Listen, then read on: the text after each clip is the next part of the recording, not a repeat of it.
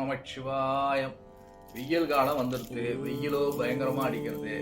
என்ன செய்யறது?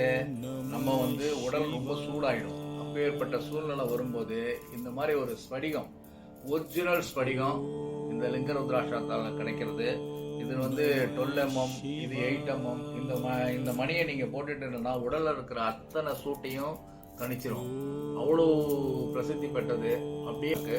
இதுல இது பிளைனா உள்ளது. இதுலயே டைமண்ட் கட்டுன்னு ஒரு டைமண்ட் கட் பண்ணி வரும்.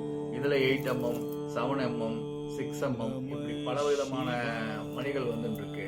இதை தவிர இந்த மணியில கருங்காலியை வித்து இந்த மணியும் சேர்த்து நாங்க விநியோகம் பண்ணிட்டு இருக்கோம்.